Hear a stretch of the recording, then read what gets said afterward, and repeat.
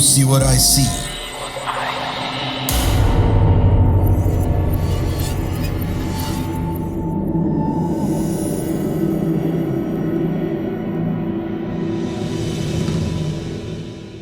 Halo, nama gue Sofi. Kali ini gue mau cerita tentang pengalaman horor yang gue alamin sendiri. Ini kejadiannya sekitar tahun 2019-an kalau nggak salah. Jadi saat itu gue lagi senang-senangnya penelusuran ke daerah yang angker atau bangunan terbengkalai. Itu kejadiannya kalau nggak salah hari Kamis malam saat gue sama teman-teman gue lagi nongkrong. Ada suami gue juga di situ. Salah satu teman gue yang bernama Jono mengusulkan untuk menelusuri sebuah lokasi yang terdapat makam orang Belanda yang cukup ternama pada masanya. Makam itu ada di sebuah daerah di Lembang, Bandung, Jawa Barat.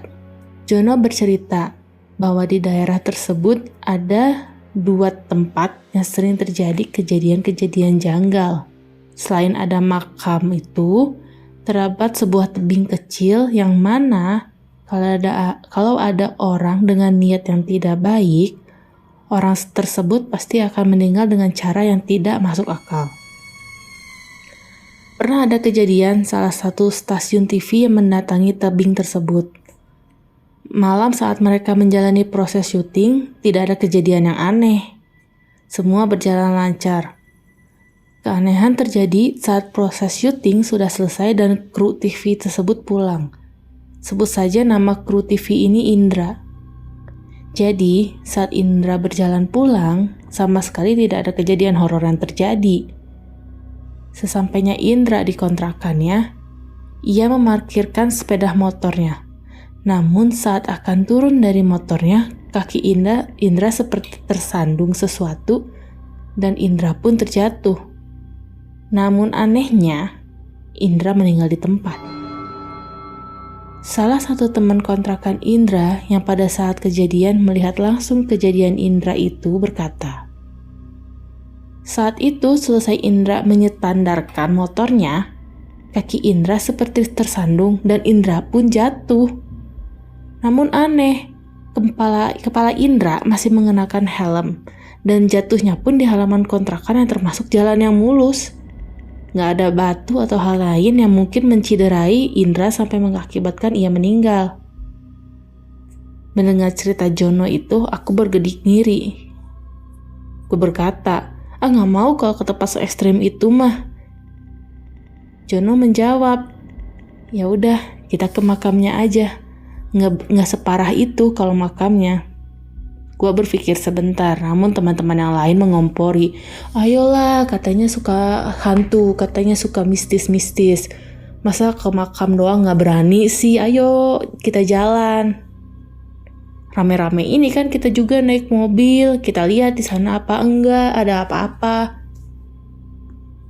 Akhirnya gua pun menyanggupi. Ya udahlah, ayo. Tapi kalau ada setan yang muncul jangan pada kabur ya. Kita semua pun bergegas masuk mobil. Saat itu kami menggunakan mobil Kijang milik ayahku. Posisi duduknya, yang nyupir suamiku, gue di depan, Jono dan 3 orang temanku di tengah, sedangkan di bagian belakang ada 3 orang lagi. Jadi totalnya ada 9 orang di dalam mobil itu. Berangkatlah kami sekitar pukul 12 malam ke lokasi makam itu. Untuk masuk ke lokasi makam itu, kami harus melewati beberapa tanjakan dan perkebunan yang masih memiliki pohon yang tinggi dan rimbun. Penerangannya pun masih sangat minim. Hanya ada lampu jalan yang sangat-sangat jarang dan cahayanya pun redup. Ya mungkin karena daerah yang jarang ada orang lewat kalau jam-jam malam, jadinya penerangannya tidak diperbanyak. Di perjalanan, kami melewati kebun-kebun, dan kami melihat beberapa sosok bayangan putih di atas pohon. Suasana mulai mencekam, karena bukan gue doang nih yang ngelihat bayangan itu. Semua orang yang ada di dalam mobil melihatnya. Suasana di dalam mobil mulai gaduh. Lu lihat gak di atas pohon ada apaan? Ih, naon sih maneh? Kalau kata bahasa Sundanya gitu ya. Ih, apaan sih lu? Enggak ada apa-apa. Itu kali kresek yang terbang-terbang kali, atau kain kali, kejemuran orang kali ke bawah angin. Ada beberapa temen gue juga yang bilang, ih udahlah jangan dilanjut. Gue jadi takut nih, kirain gak akan seserem ini daerahnya. Jono juga menimpali, ih apa sih baru sampai sini doang, udah pada takut. Tanggung tuh makamnya juga di depan, gak jauh lagi. Udah lanjut. Akhirnya kita pun lanjut. Jadi kami lanjutin perjalanan lagi. Kurang lebih sekitar 15 menit atau 20 menit lah. Kita sampai. Saat lampu mobil mulai menerangi lokasi, mulailah terlihat apa yang ada di sekitar lokasi. Ternyata sebelum masuk ke lokasi makam Belanda itu, di kiri kanan jalan, sudah ada beberapa makam yang cukup tua. Nisan-nisan makam tersebut sudah tidak terlihat bentuknya.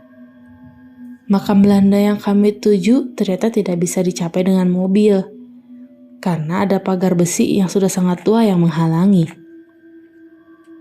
Di samping pagar itu terdapat banyak pohon. Namun, ada satu pohon yang menarik perhatianku. Pohon itu sudah tidak memiliki daun, hanya batang, dahan, dan ranting yang masih berdiri. Seperti pohon yang sudah mati. Entah kenapa pohon itu sangat menarik rasa penasaran gue. Tapi juga membuat gue kayak bergidik ngeri. Posisi kita semua masih di dalam mobil. Tidak ada yang berani untuk turun. Ya karena kita semua dikelilingi oleh makam tua dan pohon-pohon. Sama sekali gak ada rumah warga yang ada di lokasi itu. Terpaku cukup lama, akhirnya gue memecah keheningan yang ada. Gue bilang ke suami gue, yang coba nyalain lampu jauh mobil. Aku pengen lihat ada apa di depan. Suami gue pun langsung menyalakan lampu jauh mobil. Seketika lampu dinyalakan, gue langsung berteriak histeris. Ah, itu apaan? Balik. Udah, balik, cepet. Pulang. Ayo pergi.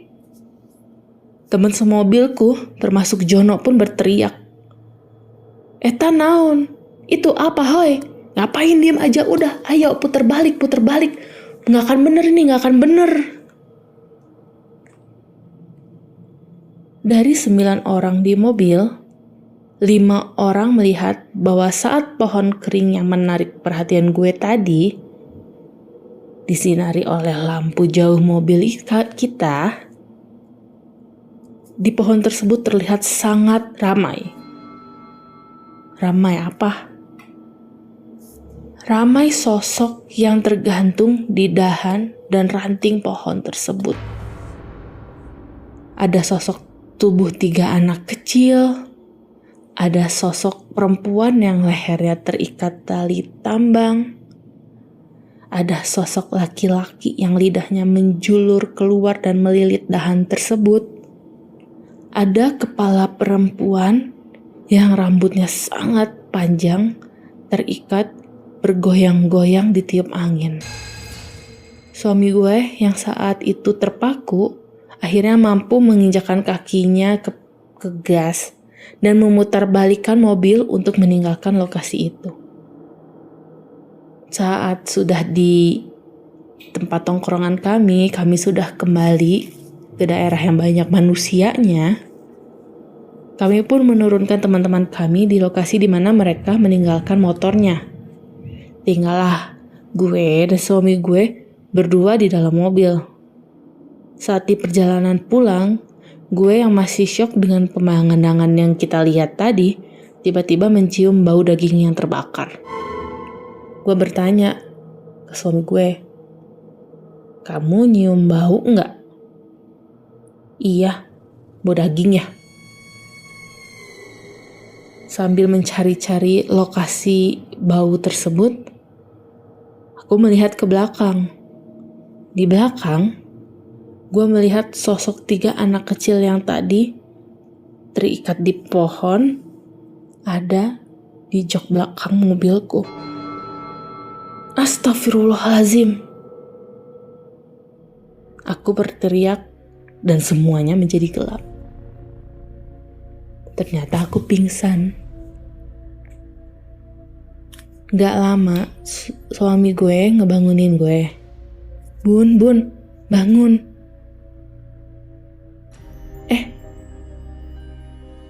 Gue kenapa? Kok udah ada di rumah? Iya, tadi kamu kesurupan. Ini ada si Uwa. Uwanya bertanya ke gue. Kenapa, Neng? Habis dari mana? Menibawa oleh-oleh gitu? Gue pun menceritakan apa yang kami lakukan malam itu ke Uwa. Oh ya iya, pantes ikut pulang.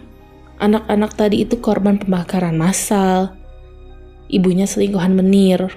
Orang kampung situ gak terima ibunya dibuang ke tebing, anak-anaknya dibakar hidup-hidup. Mereka cuma mau ikut pergi, kok udah Uwa usir juga.